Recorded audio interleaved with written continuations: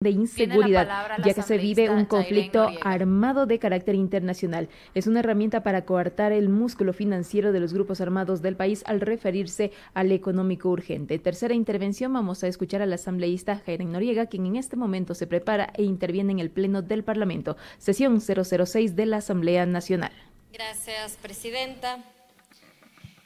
Edwin Eduardo Pata Cheme, de 34 años de edad. Se encontraba en su casa en la parroquia de Tachina, Cantón Esmeraldas. El 9 de enero de 2024, junto a su hija de 8 meses, cuando militares irrumpieron violentamente, tumbando la puerta y sacándolo a la fuerza. Fue golpeado con palos y culatas de armas, rociado con agua, sometido a descargas eléctricas, expuesto a gas lacrimógeno, e intentaron arrancarle los tatuajes con un objeto cortopunzante bajo la pretensión infundada de que pertenecía a una banda delictiva. Luego de ser torturado, fue lanzado desde un puente y desde entonces se desconoce su paradero. Como estos casos, existen más de 40 víctimas de desaparición forzada en el contexto de militarización del país. El 2024, colegas asambleístas, recordemos que iniciamos el año con una declaratoria de guerra. Sin embargo, terminamos llorando y en luto nacional la tortura, desaparición forzada y asesinato de 4 niños afrodescendientes en manos de las Fuerzas Armadas. Pese a esto, este nuevo proyecto de ley, contrario a combatir las economías ilegales y contrario a combatir el crimen organizado, lo que busca es un velo de impunidad frente a 2 instituciones que claramente han sido permeadas por el narcotráfico y el crimen organizado. Si va a haber una coincidencia entre el bloque oficialista y la Revolución Ciudadana, es que por supuesto queremos cuidar este país del crimen organizado, de la violencia, de las mafias, y para ello necesitamos una policía y unas fuerzas armadas que estén a la altura para poder hacer su trabajo.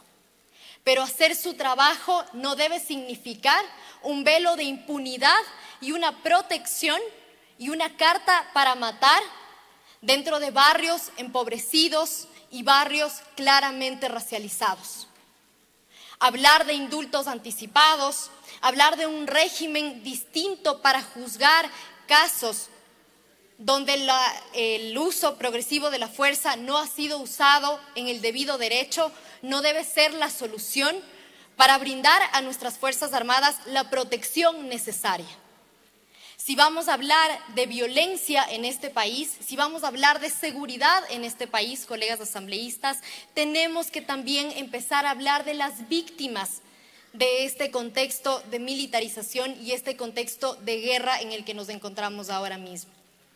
Estamos hablando de desapariciones forzadas, estamos hablando de desplazamientos forzados y estamos hablando también de cientos de niños y niñas que están siendo reclutadas para cometer crímenes dentro de grupos de delincuencia organizada.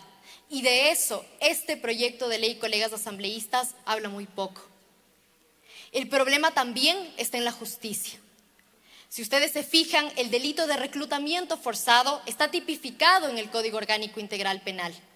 Pero vayan a ver si Fiscalía ha condenado a un solo integrante de un grupo de delincuencia organizada que haya estado involucrado en este tipo de delitos. No existe. Así como tampoco existen planes, proyectos y políticas públicas para prevenir y sancionar claramente el reclutamiento forzado. Es por eso que como bancada de la Revolución Ciudadana, en un espíritu propositivo, pero sobre todo con la consigna de sumar en este país los planes y proyectos que necesitamos, hemos puesto a disposición no solamente del presidente de la República, de la bancada de gobierno, sino también del pueblo ecuatoriano, algunas disposiciones generales que nos parecen importantes, como que el Ministerio de la Mujer y Derechos Humanos, en el marco de sus competencias y en un plazo improrrogable de 90 días, diseñe e implemente planes y estrategias basadas en la comunidad con el fin de fortalecer los mecanismos de protección local y cartografiar las vulnerabilidades, riesgos y oportunidades para la prevención del reclutamiento forzoso de niños, niñas y adolescentes afectados por el crimen organizado. También queremos disponerle al Ministerio de la Mujer y Derechos Humanos que trabaje con la comunidad para identificar vulnerabilidades y que así se pueda generar un ambiente en el cual el desplazamiento forzado no sea una realidad en este país. Por otro lado también, y para finalizar, colegas asambleístas, a la bancada de gobierno sobre todo, decirles que si bien existen varias coincidencias conceptuales entre ustedes y nosotros respecto a este proyecto de ley, hay una diferencia fundamental, y es que ustedes mencionan en el artículo número 32 una reforma a la ley de régimen tributario para, de una u otra forma, entregarles mayores recursos a la Policía Nacional. Y la diferencia fundamental, les diría, entre ustedes y nosotros, es que ustedes miran al Estado como un espacio de caridad y miran al Estado como esa oportunidad de aprovechar la coyuntura para ahorrarse unos cuantos dólares. Porque ¿qué le están proponiendo al país? Que se pueda hacer una deducción de hasta el 30% del impuesto a la renta, mientras que se pueda donar equipamiento de cualquier tipo, siempre y cuando sea nuevo, para Policía Nacional y Fuerzas Armadas. Yo le pregunto al país, ¿qué es más efectivo para ir a esta guerra en contra del crimen organizado? Si tirar unas cuantas donaciones, unas cuantas pistolitas y un par de equipamiento a la Policía Nacional y Fuerzas Armadas, o tomarse en serio este combate a la delincuencia y a través de un Estado fuerte entregar los recursos que necesita la Policía Nacional, las Fuerzas Armadas, el Ministerio de Justicia para poder hacer su trabajo. La diferencia fundamental entre ustedes y nosotros es que ustedes piensan con el bolsillo. Es que ustedes piensan en ahorrarse unos centavos en impuestos y abonar a un Estado de caridad, de donaciones, y nosotros estamos pensando con el corazón de la gente, estamos pensando en el dolor del pueblo ecuatoriano que necesita mayor institucionalidad, que necesita mayores y mejores recursos.